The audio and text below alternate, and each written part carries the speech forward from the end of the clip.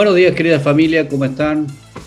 Ya estamos comenzando nuestro estudio correspondiente al día de hoy.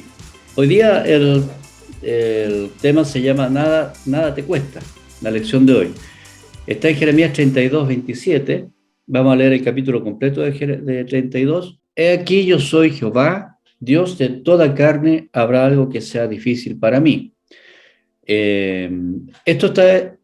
Esta expresión está hecha en el contexto de Jeremías, está en la cárcel, el rey Sedequías lo puso en la cárcel porque no le gustó su profecía, y en la cárcel el Señor le da una indicación de que debe comprar un terreno que pertenecía a un primo de él. Existía una ley en ese tiempo de que las tierras debían ser vendidas o heredadas por familiares directos. Y si un familiar directo tenía recursos para comprar una tierra de alguien que estuviese más o menos en desventaja, tenía prioridad para comprar ese terreno. Primero el familiar directo, después el menos directo y así hasta tratar de que siempre el territorio, las tierras quedaran en manos de parientes. Eso pasó también, si ustedes se acuerdan de la historia de Ruth y Noemí, cuando Booz tuvo que comprar, también tuvo que hacer un trato ahí para poder casarse con Ruth. Es parte de las leyes israelitas. Entonces, en ese contexto se da, Jeremías responde al mandato de Dios de comprar el terreno en una circunstancia bien difícil porque él está en la cárcel, hace más o menos un año que ya están sitiados, Jerusalén está sitiado por los babilónicos, y obviamente que Jeremías sabía que todo ese territorio iba a pasar a ser, iba a ser invadido por Babilonia, por lo tanto los precios estaban cayendo mucho y el peor negocio sería comprar un terreno. Pero el Señor lo manda a comprar un terreno, él compra el terreno y eso genera un diálogo entre Jeremías y Dios. Cuando Jeremías, después de comprar, le pregunta al Señor, pero no entiendo por qué tuve que comprar un terreno que en las circunstancias en que estamos.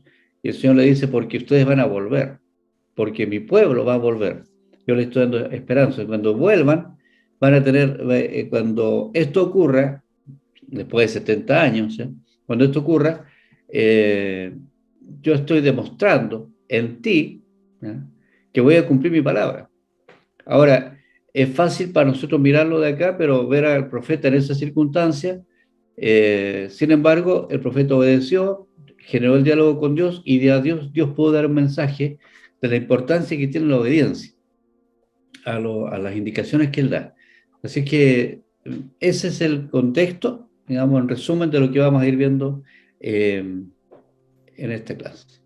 Entonces, lo primero que veamos es que Sedequías reprocha a Jeremías por profetizar. Palabra de Jehová que vino a Jeremías el año 10 de Sedequías, rey de Judá, que fue el año 18 de Nabucodonosor, o sea, Nabucodonosor en Babilonia llevaba 18 años, ¿ya? Y Sedequías llevaba 10 años reinando. Recordemos que Nabucodonosor hizo pacto con Sedequías y Sedequías hizo un pacto de pagar tributo al imperio babilónico, pero secretamente él quiso hacer alianza con Egipto pensando que Egipto podría rescatarlos a ellos de Babilonia, del imperio babilónico. Pero ocurre que Babilonia, Nabucodonosor, vence a Egipto también y agranda su imperio.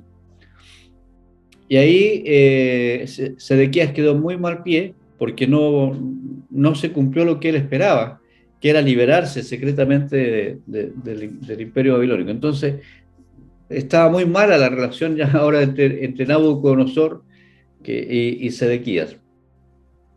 Y el profeta Jeremías, dice, estaba sitiada Jerusalén y el profeta Jeremías estaba preso en el patio de la cárcel que estaba en la casa del rey de Judá.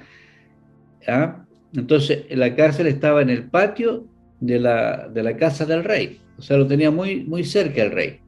porque Sedequías, rey de Judá, lo había puesto preso diciendo: ¿por qué profetizas tú diciendo, así ha dicho Jehová? O sea, Sedequías está reprochando la profecía de Jeremías. Así ha dicho Jehová: he aquí yo entrego esta ciudad en manos del rey de Babilonia y la tomará.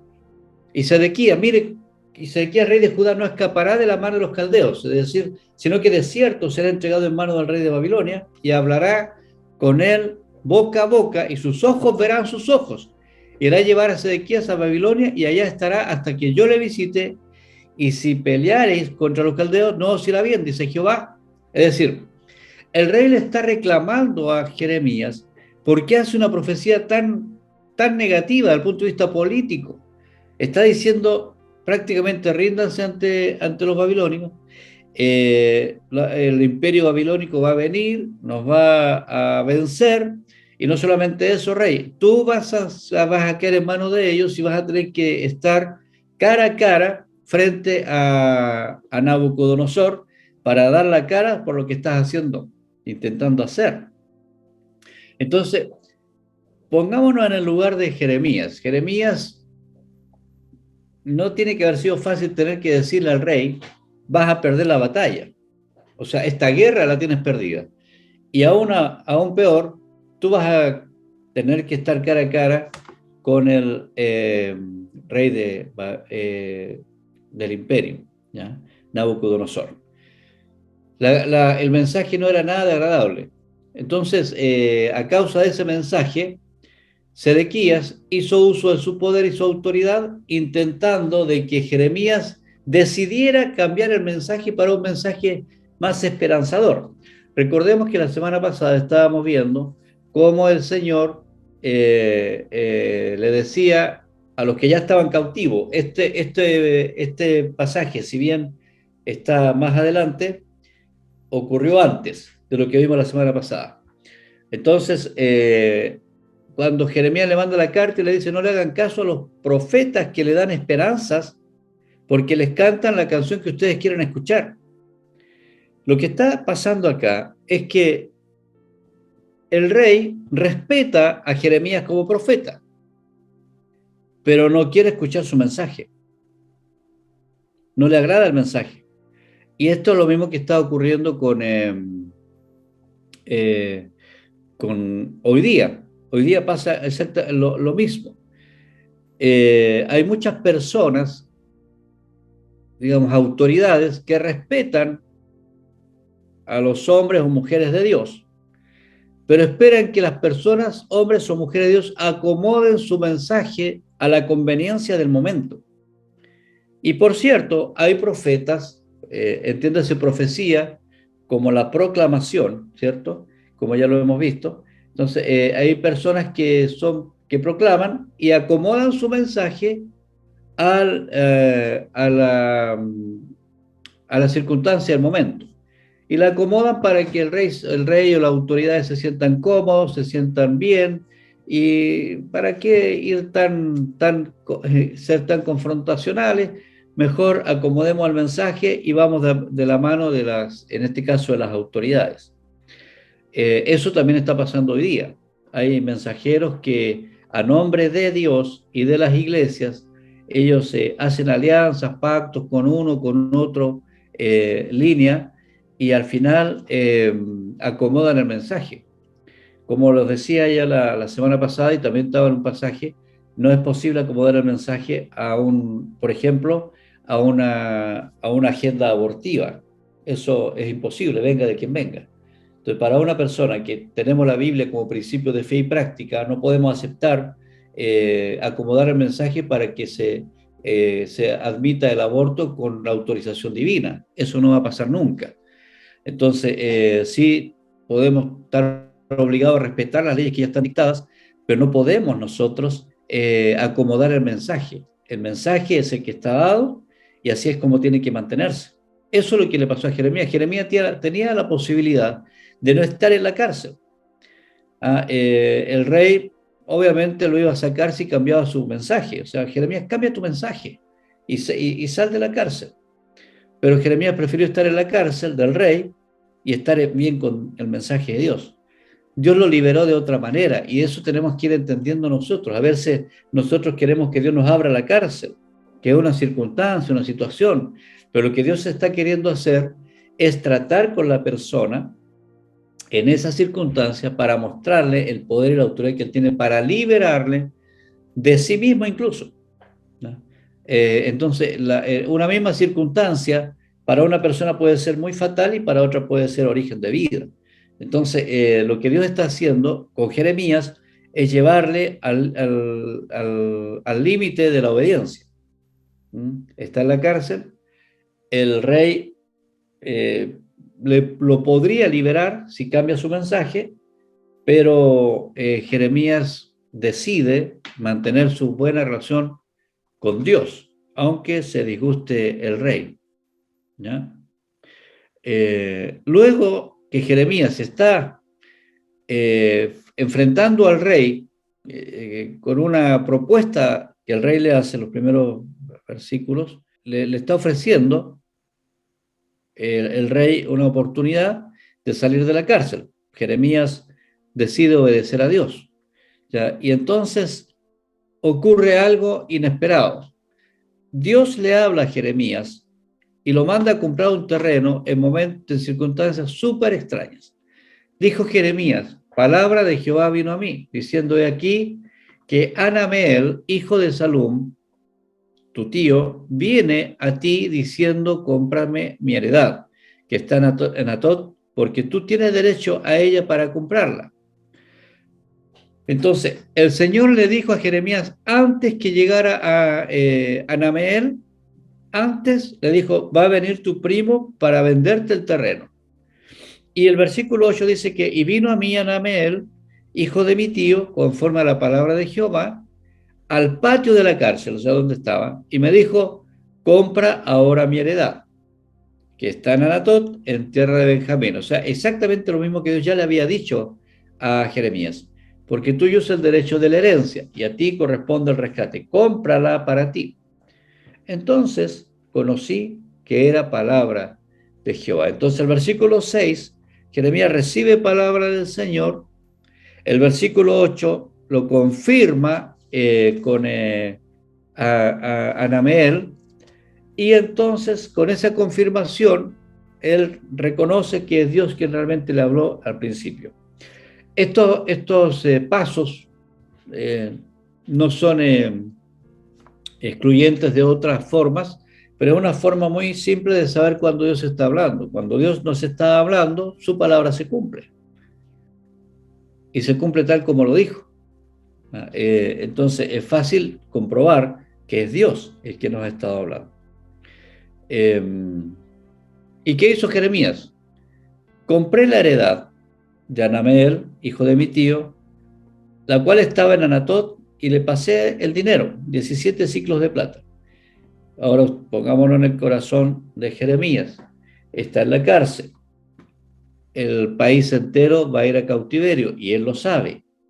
Entonces recibe la indicación de comprar un terreno que le va a significar una pérdida por muchos años, y quizás sea el poco dinero que le estaba quedando de los ahorros que tenía porque estaba en la cárcel.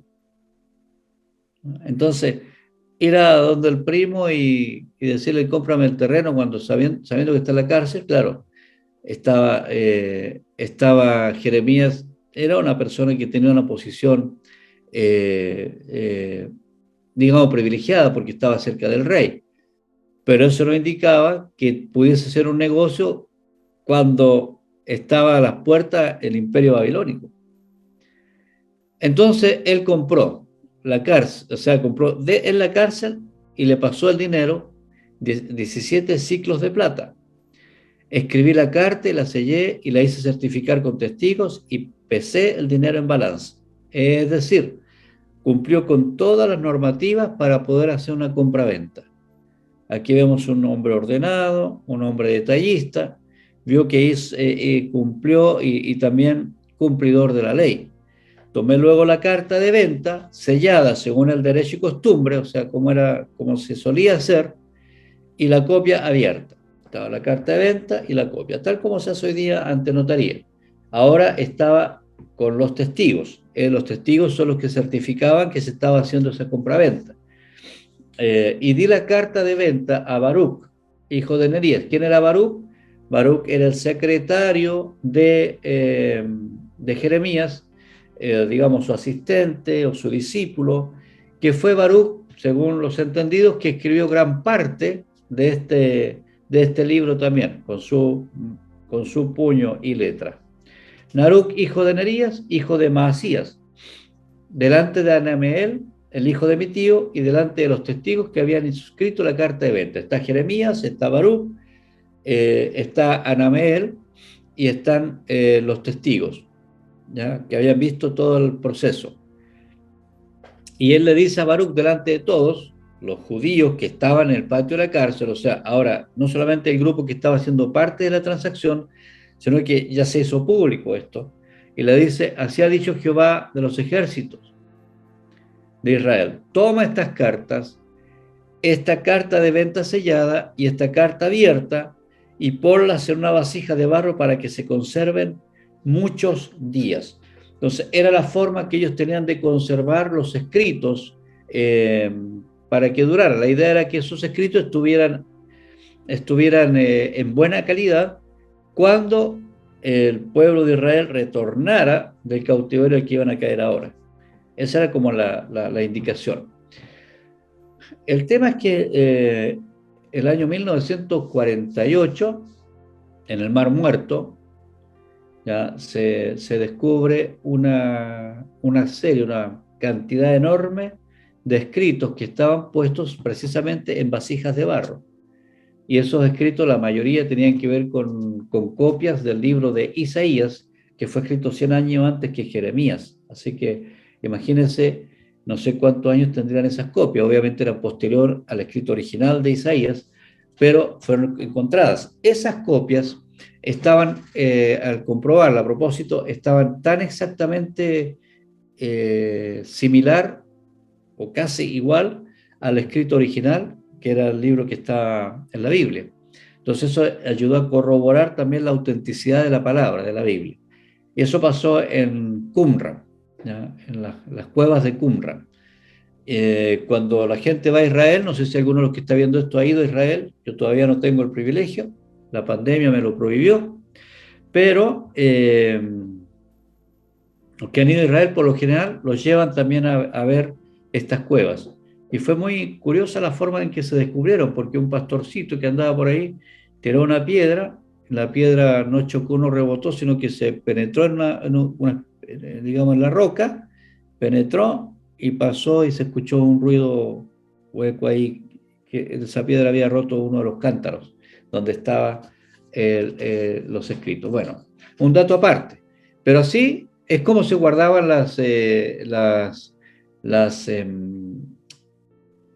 los escritos que se pretendía que duraban por mucho tiempo. En este caso, lo que se pretendía, por orden de Dios, así ha dicho Jehová de los ejércitos, toma estas cartas, la carta sellada, la carta abierta, y ponlas en una vasija para que se conserven muchos días, es decir, hasta que ustedes regresen. Porque así dice el Señor Todopoderoso, el Dios de Israel, de nuevo volverán a comprarse casas, campos y viñedos en esta tierra.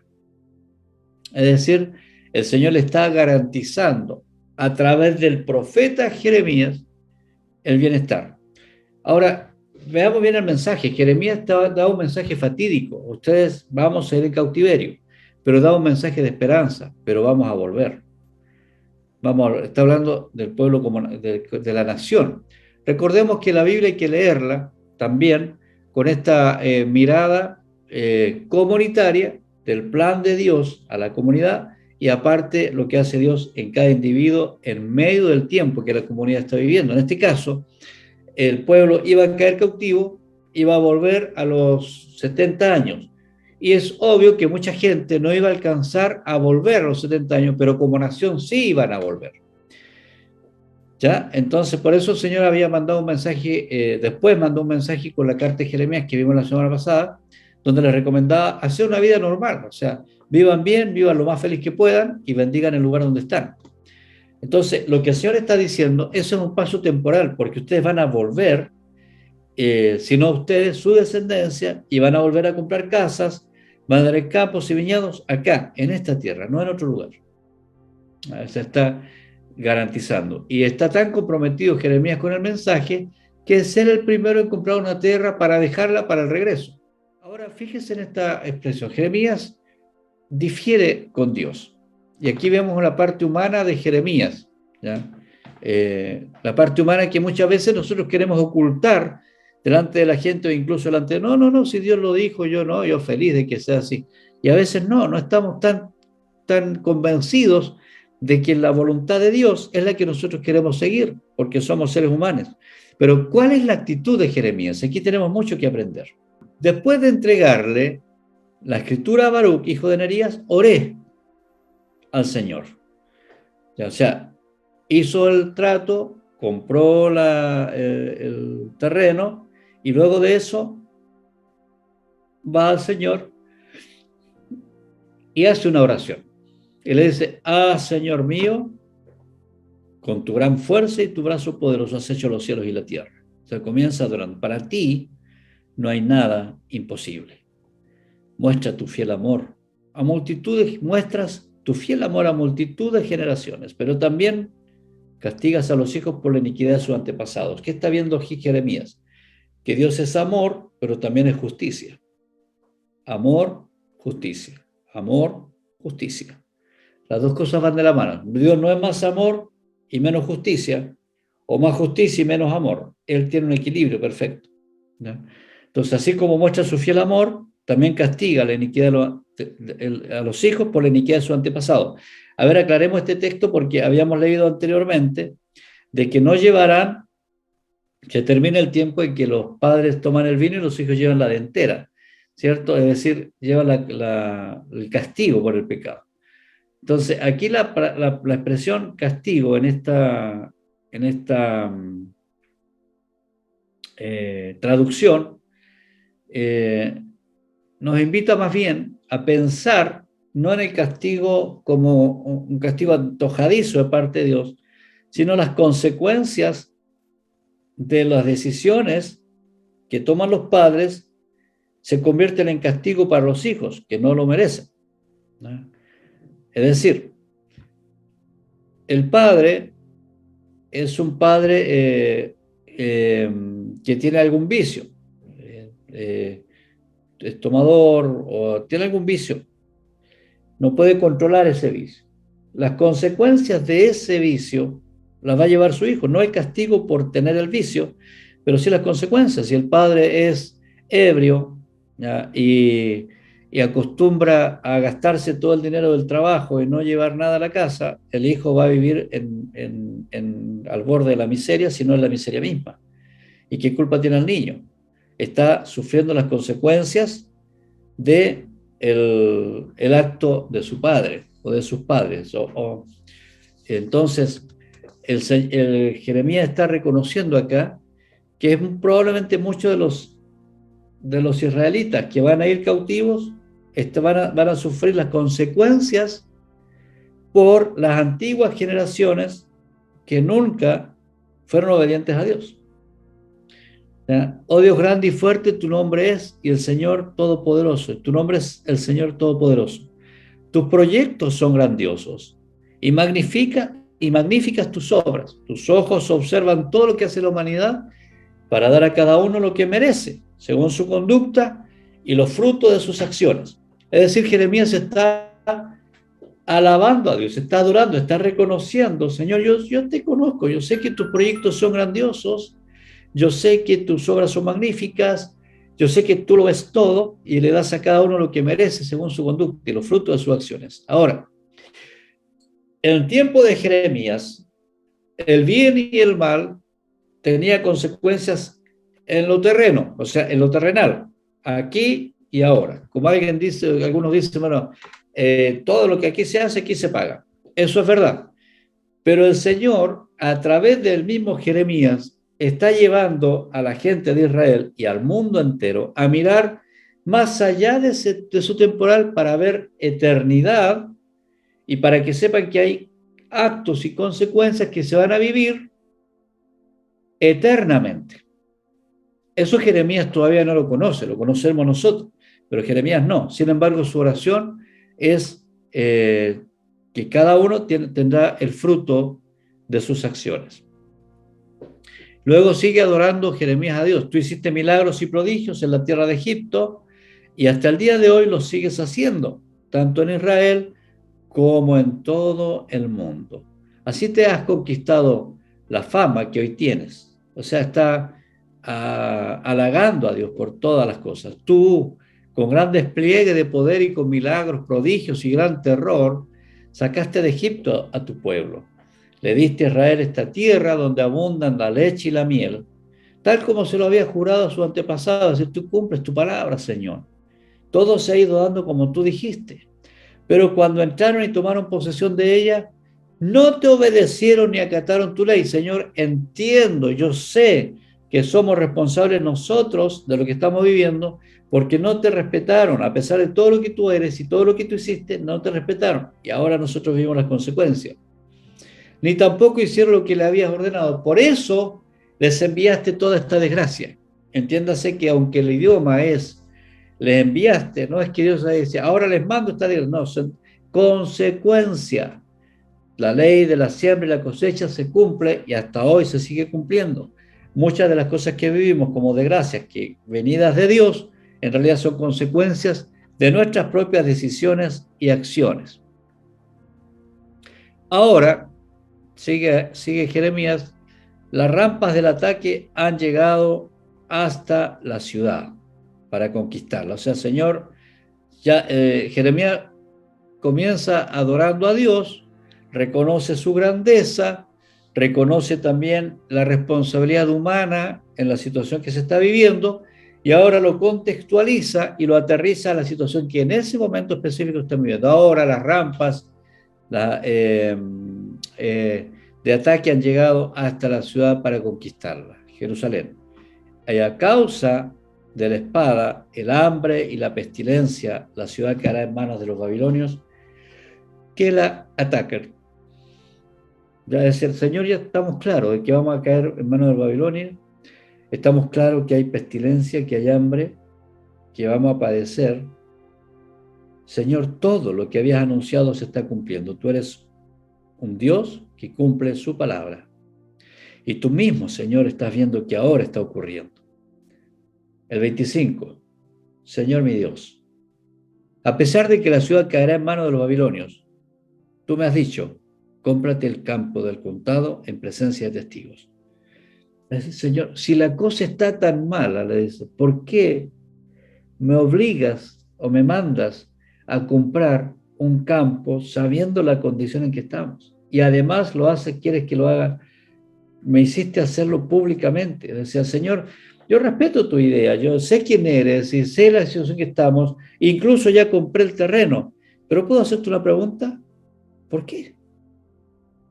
¿Por qué tuve que comprar el terreno? ¿Cuál es el objetivo de eso, Señor? Es decir, Jeremías obedece y después trata de entender, al revés de muchos de nosotros que queremos entender para obedecer. Jeremías primero obedece y después, sinceramente, va y le dice al Señor, Señor, esto me inquieta. Eso nos da libertad para que nosotros hoy día también podamos decirle al Señor cuando algo no lo estamos entendiendo. Pero eso nos da el derecho a desobedecer lo que Dios está diciendo que hagamos. ¿No? Dios responde a Jeremías. Jeremías le está haciendo una pregunta y Dios nunca deja de responder cuando le planteamos las cosas respetuosamente, cuando reconocemos su grandeza y cuando nosotros entendemos que nosotros somos polvo y Él es Dios, soberano. Entonces, vino la palabra del Señor a Jeremías. Yo soy el Señor, Dios de toda la humanidad. ¿Hay algo imposible para mí? ¿Se acuerdan quién dijo eso? Jeremías. En la oración al principio le dice, Señor, tú eres grande, tú eres de toda la humanidad y no hay nada difícil para ti. Entonces el Señor le responde con las mismas palabras que él estaba orando. Muchas veces nosotros oramos a Dios y sin darnos cuenta, dentro de nuestra misma oración está la respuesta de Dios a esa misma oración. Es lo que le pasa a Jeremías. Jeremías, tú sabes que no hay imposible para mí. Entonces, ¿por qué no podrías comprarte el terreno? Por eso, así dice el Señor. O sea, ahora yo te voy a explicarles. Voy a entregar esta ciudad en manos de los babilonios y de Nabucodonosor, su rey, y él la va a capturar. Eso ya es decreto, eso ya no va a cambiar. Aunque el rey tuvo en sus manos el cambiar esa realidad y rendirse y vivir como cautivo, pero en Jerusalén, y terminar reinando bien. Pero él no quiso obedecer, entonces ya no hay otra opción. Voy a entregar esta ciudad en manos de los babilonios. Y los babilonios que ataquen esta ciudad entrarán en ella, le prenderán fuego, así como a las casas en cuyas azoteas se quemaba incienso a Baal. Fíjese la relevancia religiosa, espiritual, que le da Dios a la invasión de Babilonia. ¿Sí? Es cierto, van a venir los babilonios, van a entrar, van a prender fuego, pero especialmente las azoteas donde ya se había hecho costumbre a toda la gente quemar incienso a Baal, siendo yo Dios, para provocarme ira. Se derramaban libaciones a otros dioses. En esas mismas azoteas, esas van a ser quemadas por los de Babilonia. No es que Nabucodonosor le dijera a la gente, a su ejército, entren y quemen las azoteas, porque Dios me dijo que destruyéramos todos esos lugares. No. Nabucodonosor no tiene idea que Dios está poniendo mano ahí. Él está haciendo lo que le corresponde hacer, pero Jeremías le da la significancia espiritual, es las azoteas donde adoraban a Baal, esos lugares van a ser quemados. Porque ahí ustedes me provocaban a ira y se derramaban libaciones a otros dioses. Porque desde su juventud, aquí sigue Dios hablando, porque desde su juventud el pueblo de Israel y el de Judá no han hecho sino lo malo delante de mí. O sea, todo lo han hecho mal. Han querido desobedecerme, ofrecer sacrificios a otros dioses. El pueblo de Israel no ha dejado de provocarme a ira con la obra de sus manos, afirma el Señor. Desde el día en que construyeron esta ciudad hasta hoy, ella ha sido para mí motivo de ira y de furor. Por eso la quitaré de mi presencia. Es decir, Dios no tiene ninguna relación con el pecado. Si nosotros no queremos, no estamos dispuestos a renunciar a nuestra vida pecaminosa, a reconocer que al igual que toda la gente somos pecadores, entonces Dios no puede regalarnos su presencia. Al contrario. Entonces, lo que está buscando Dios es enseñar a través de Jeremías la importancia que tiene mantener una buena relación y estar y vivir en la presencia de Dios. Entonces, por eso la quitaré de mi presencia a la ciudad, por todo el mal que han cometido los pueblos de Israel y de Judá. Ellos, sus reyes, sus jefes, sus sacerdotes, sus profetas, todos los habitantes de Judá y de Jerusalén, o sea, no se salva uno. Ellos no me miraron de frente, sino que me dieron la espalda. Y aunque una y otra vez les enseñaba, no escuchaban ni aceptaban corrección. Es decir, yo lo busqué, lo intenté, me esforcé, dice Dios, pero no hubo caso. Colocaban sus ídolos abominables en la casa que lleva mi nombre. Y así, la casa que lleva mi nombre, y así la profanaban. También construían altares a Baal en el valle de Ben Hinnom, para pasar por el fuego a sus hijos e hijas en sacrificio a Moloc. Es decir, la gente se había desviado a tal nivel que usaban el templo del Señor para sacrificar, el templo a Jehová, para sacrificar, hacer sacrificios para Baal, y pasaban por el fuego, o sea, tomaron todos los ritos que había de los países, de las naciones cercanas, y hasta los hijos sufrían consecuencias. Cosa, dice el Señor, detestable que yo no les había ordenado, nunca les dije que hicieron eso, y que ni siquiera se me había ocurrido. Mire qué importante estas palabras, cómo Dios humaniza sus sentimientos. él trata de ponerse cómo se sentiría como ser humano. Es cierto que ¿cómo es posible que haya algo que no se le haya ocurrido a Dios? Dios sabía lo que iba a pasar desde el punto de vista de su omnisciencia, pero eso no quiere decir que él estuviese preparado emocionalmente para eso. Dios tiene emociones.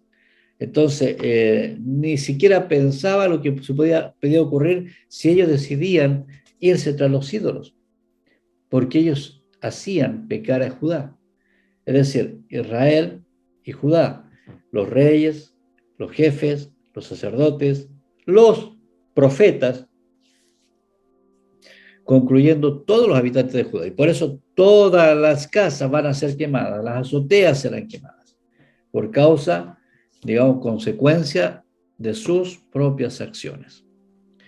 Mirámoslo de esta otra manera, si la gente hubiese sido fiel al Señor, el rey se hubiese rendido al rey de Babilonia, esta generación de judíos habrían muerto en sus casas y habría estado todo normal. Pero como ellos usaron sus viviendas para adorar a otros dioses, todo fue destruido. Por tanto, así dice Jehová, el Señor, Dios de Israel, acerca de Jerusalén, que según ustedes caerá en manos del rey de Babilonia, el hambre y la pestilencia. Voy a reunirlos de todos los países, a donde mi ira y furor y terrible enojo los dispersé, y los haré volver a este lugar para que vivan seguros. Es decir, el Señor dice, todo esto es verdad, todo lo que va a pasar es verdad, pero yo quiero llevarlos a otro nivel, los voy a volver a reunir de todos los países que los llevé. Esa es una palabra que se está cumpliendo a medias, pero aquí ya Jeremías está profetizando casi escatológicamente, o sea, para los finales de los tiempos. Los voy a reunir de todos los países, a donde mi ira, furor y terrible enojo los dispersé, y los haré volver a este lugar para que vivan seguros. Sigue el Señor, ellos serán mi pueblo y yo seré su Dios. Haré que haya coherencia entre su pensamiento y su conducta, a fin de que siempre me teman para su propio bien. ¿Cómo Dios puede hacer que haya coherencia entre el pensamiento y la conducta? Enviando su Espíritu Santo a morar en nosotros, porque Él nos guiará a toda verdad. Es el Espíritu Santo quien quiere dominar nuestro pensamiento. Una vez dominado el pensamiento, la conducta le sigue. Entonces, había una disociación entre lo que la gente decía y lo que la gente pensaba. Es decir, con la boca estaban adorando a Dios, pero con sus pensamientos estaban haciendo otra cosa. Y llegó el momento en que todo el pueblo de Israel se acostumbró a esa disociación, se acostumbró a la mentira. Pongamos mucho cuidado que en este tiempo también nos estamos acostumbrando a escuchar mentiras. Escuchamos mentiras por todas partes. Y ya la gente se ha acostumbrado a mentir abiertamente. En todos los estratos sociales uno escucha todo tipo de mentiras descaradas. Te mienten en la cara cuando tú estás viendo que la cosa no es así. Entonces, estamos en ese tiempo donde la mentira se normaliza. Entonces el Señor está tratando de traer a Jeremías, pero también a la nación, pero también al mundo. Es decir, aquí salta la profecía de la predicación para el momento, para los años siguientes, los 70 años que vienen, y salta al tiempo en que nosotros estamos viviendo. Haré que haya coherencia entre su pensamiento y su conducta. ¿Cómo? Bajo el señorío de Cristo o bajo la llenura del Espíritu Santo. El Espíritu Santo habla directamente a nuestros pensamientos y mi yo, que quiere obedecer al Señor, lleva la conducta conforme al pensamiento que el Señor puso. ¿Y de dónde saca el Espíritu Santo pensamientos para poner en mi mente? Al estudiar y profundizar en la intimidad de la palabra de Dios. Voy descubriendo lo que Dios quiere. Y yo tomo mis pensamientos y, como dice Santiago, los llevo cautivos a obedecer al Señor. Y eso hace que mi conducta vaya de acuerdo a los pensamientos que el Señor está poniendo a mí. Y haré esa coherencia para que siempre me teman. ¿Por qué? Cuando yo adoro a Dios o digo algo acerca de Dios, y no lo hago, entonces no estoy teniendo temor de que eso que estoy diciendo, haciendo, puede ser peligroso. Veíamos la semana pasada lo de Ananías y Zafira, Ananías y Zafira, quienes pretendieron engañar a Pedro, mintiendo descaradamente, perdieron el temor a Dios. ¿Y quién vivió las consecuencias de perder el temor a Dios? Ellos mismos. Entonces, las consecuencias de no obedecer no se las lleva otro, sino el mismo que desobedece. Entonces, el Señor dice, yo estoy procurando, cuando los haga volver, pero los voy a hacer volver en espíritu, como el Señor le dijo a la mujer samaritana. No es allá ni es acá, no es el lugar, sino que los que verdaderos adoradores adorarán en espíritu y en verdad, a fin de que siempre me teman para su propio bien y el de sus hijos.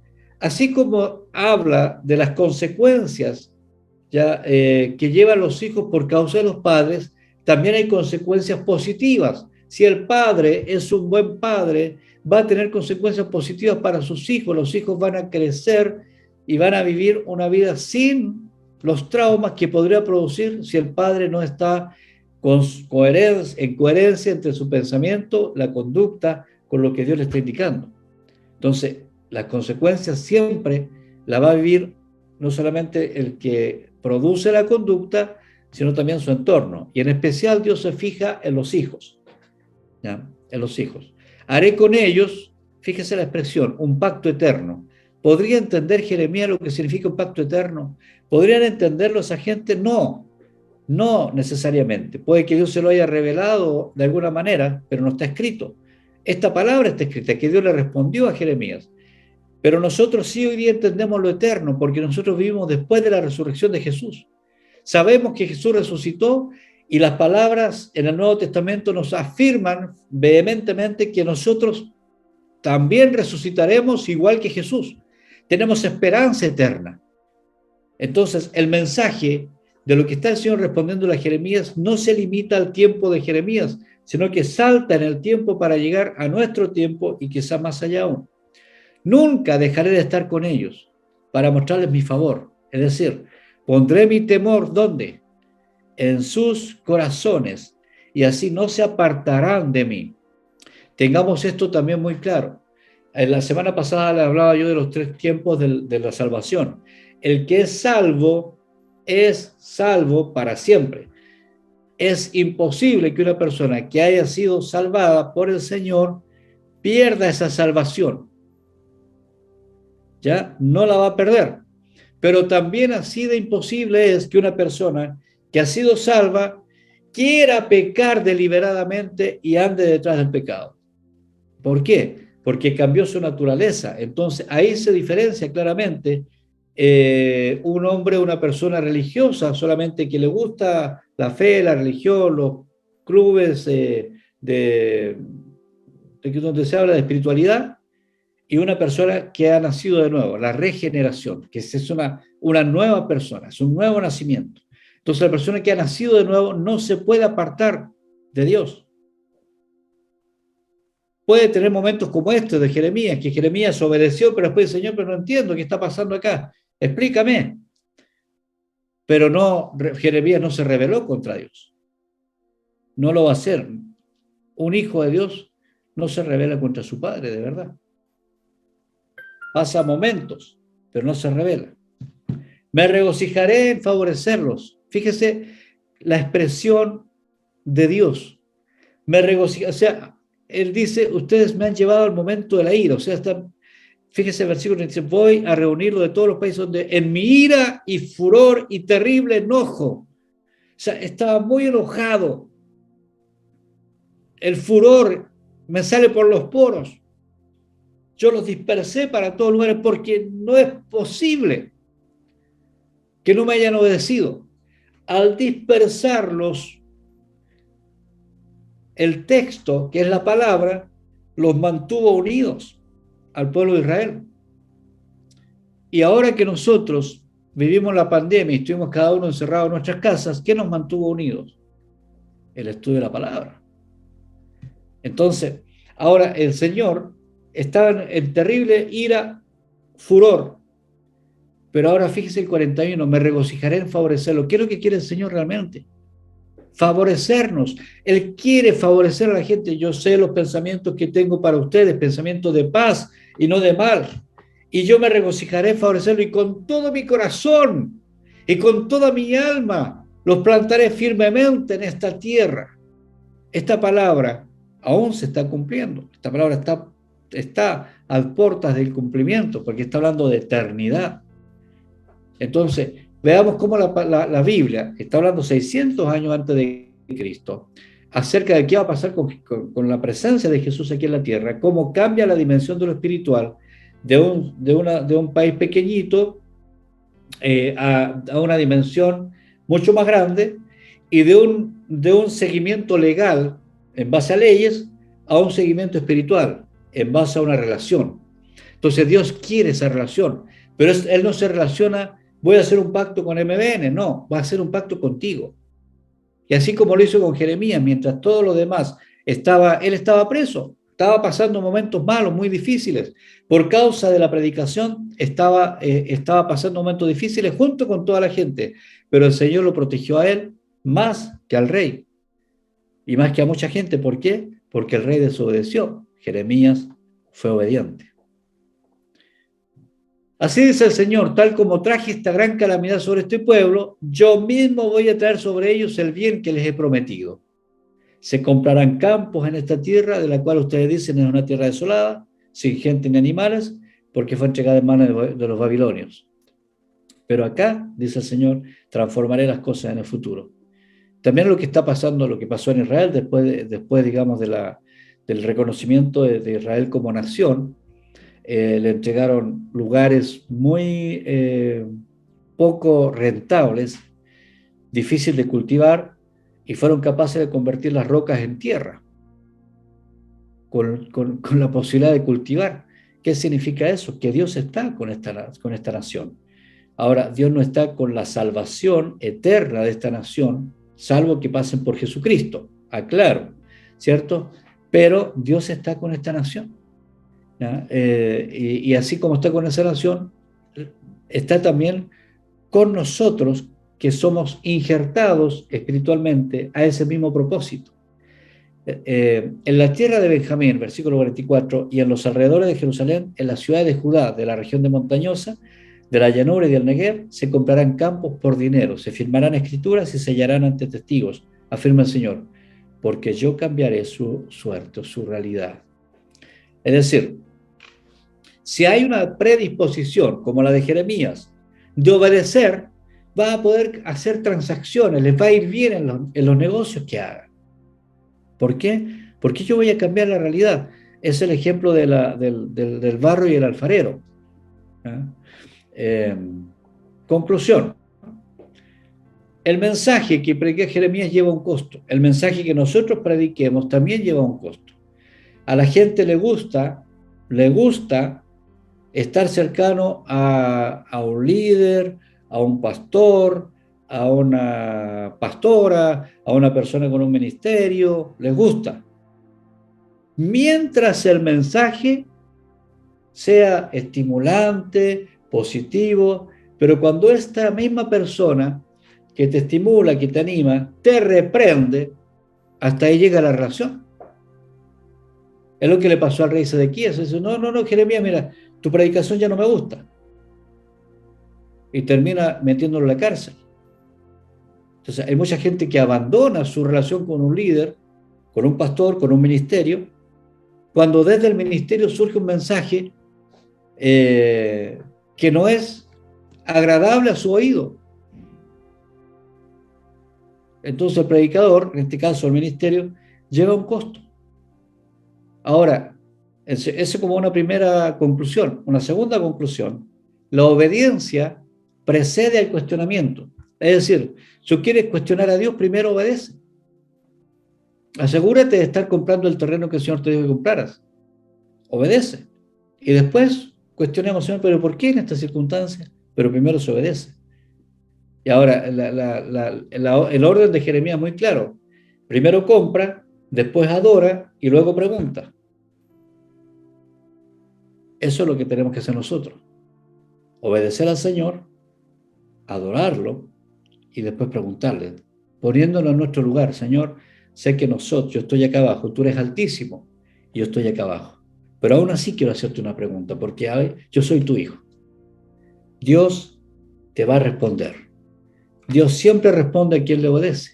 Es decir, si somos obedientes, Él va a responder hasta la más mínima pregunta. ¿Cómo Dios se va a preocupar de estos detalles? Sí se preocupa.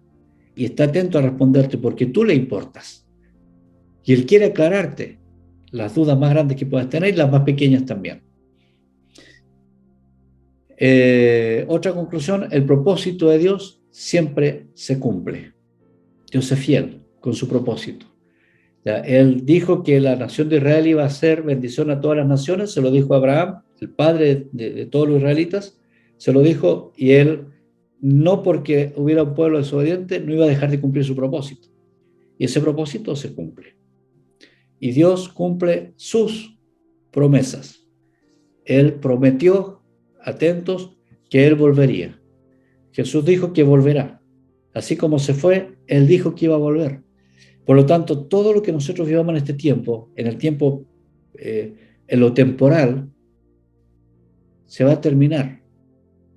Pero Él va a volver por nosotros, porque puso eternidad en nuestro corazón.